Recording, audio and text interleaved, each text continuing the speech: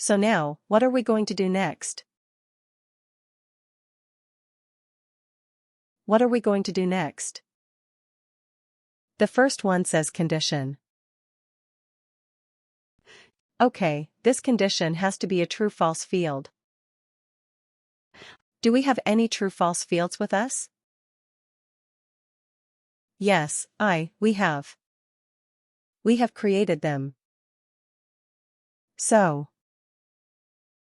let's start using them.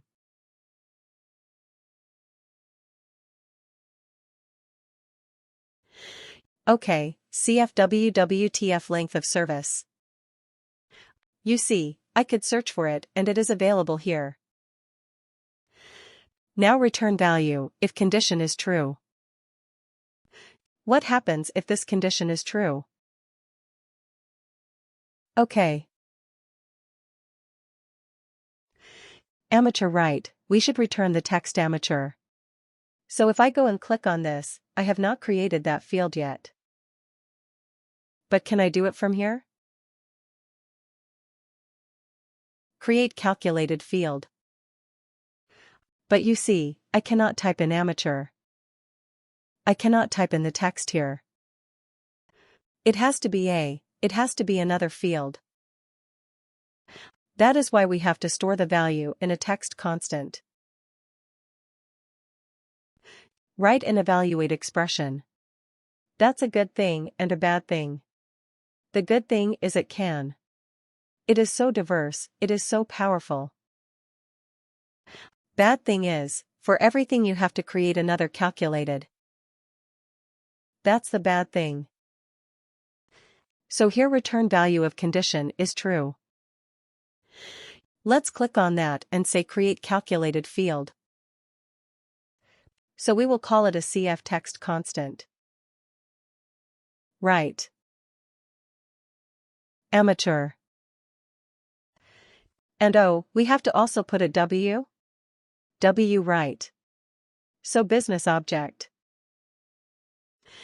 Now you have two options to store the business of. To use a business object. One is, you can use worker, of course, like the rest of the worker-related objects, or you can use global. Right. Why global? Because, let's say, if we do something else, we may also want to use this text constant amateur. It is not always related to the work. To worker. It can be for something else as well. Right. So we may want to use it there. So I want to use the business object as global. Function is text constant. Okay. And what is the constant text? Amateur. Isn't it simple? Copy. Okay. So you see, it automatically comes here. CF, WWTC amateur. Alright. Let's keep adding our 4 conditions here, one after the other. Alright. CF WWTF. Let's see if we can quickly find those fields. So we have done 0 to 7. Let's use 8 to 15. And again CF WWTF. So we can use 16 to 30. And CF WWTF 31. Right. So then we're done. Now, let me tell you something and let me give you a hint and a tip. WorkDay will start evaluating from top to bottom. Okay. This is the direction in which it will evaluate. The first matching condition that it finds it will result in that. It will take that as the true condition to stop the calculation there. The first matching true condition. So to improve performance, what should you do? We should use them. We should try to do the minimum number of calculations. Correct.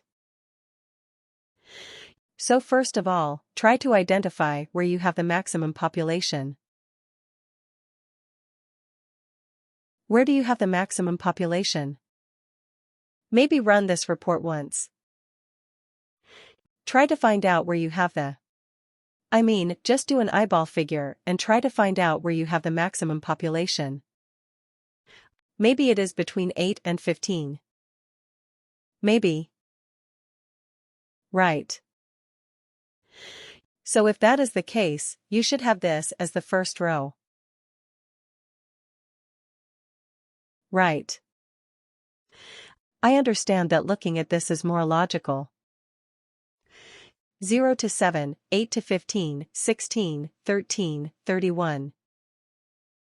That is more logical. I absolutely understand. But from a performance point of view, this might be more efficient if most of your workers are between 8 to 15 years. Right. Because then it will do this first step for most of the cases that it will be true. Otherwise, what happens? It will first do 0 to 7 calculation. Then it will come to 8 and 15. Correct. So when you design this evaluation especially, keep this in mind. How to improve the performance? Just making this slight change will do you a world of good if you are dealing with large data sets. Okay, so keep this in mind. Always have the first condition as the most common condition that you don't have to do the other calculations at all. Right. So we will find out. We will find out, we don't know yet. Maybe for the time being we can do it like this. Alright. So let's quickly create the other calculated fields. Instead of amateur, what is it experienced, right?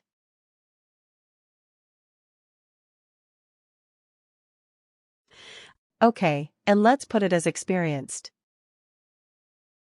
Okay. Alright. So, 2 fields that are. Let's quickly do the third one, create calculated field very quickly. What is the other condition that we had? Senior and legend. Okay. So instead of amateur, we will call it a senior function. Is this constant?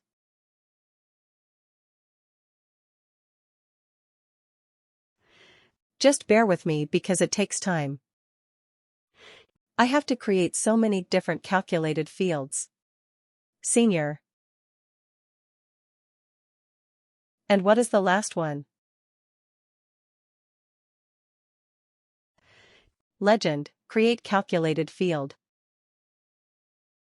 Alright. So instead of senior, we will call it a legend. This object is global. Okay.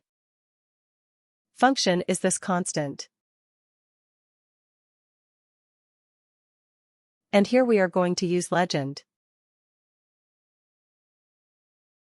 That's it. Right. We are done. You're done. So what is this evaluate expression going to do? It is going to evaluate a series of conditions. Right. It goes from top to bottom. The first matching condition that is met, it marks it as true and it returns the value if the condition is true. In our particular example, what is the return condition type? The return condition is a constant because we are looking at a text type of field. Isn't it? That's why we did this. Alright. So we are done. Let's save this. The save. This field is very complicated field that we have created. We have used 8 different calculated fields and we have put them all together in one more calculated field. So 9 different calculated fields. Wow. So let's go back to our report and use this calculated field in the report. Here it is. So we go here and we say, Custom Report Edit. OK. And we scroll down. Just after you. Oh no. Right after this. OK. Shall we keep this other one, the text, years of service? We no longer need it, right? We have already converted that to a number and we have it. So let's use the new field that we have created. Experience bands from years of service. Let's call it as experience. Bags. Okay, now let's see how our field is performing. Is it? Is it giving us the right result or not? Click OK to run it or run it. OK. Wow. Alright. So here we have a bunch of seniors. 22 years of experience. Senior. Is that correct? 22 years senior. Right. 22 is between 16 and 30. Senior. Absolutely right. What else? What else do we have? Okay, let's scroll down a little bit. But just 20 years. Alright. Okay. Scroll down. Keep scrolling down. Let's see if we have anything else apart from senior. Contains. Can we say, contains amateur? Let's see if we have a few amateurs. Oh, we don't. We don't have amateurs, alright. Anybody who is a legend. Right, we have a few legends. 122 years of experience. Well, that is a bit silly. I mean, maybe just wrong data. 1900 is not the hire date for people. But anyway, 122 years for a few workers. But anyway, our calculation is working correctly. That's what we are more interested about. Right. 102 years of experience. 1920 and 122. They are all categorized as legit. Alright. Okay, anything else? Any other category that we have created? Experienced. Right. Experienced. Do we have any experienced people? We have a few. You see, 14 years of experience. It is experienced. What was experience again? Between 8 to 15. Right. So our calculation, is it working? 8 to 15? Looks like it, right. 12 years experienced. Any years experience.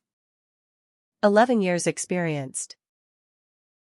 So our calculation is working absolutely correctly.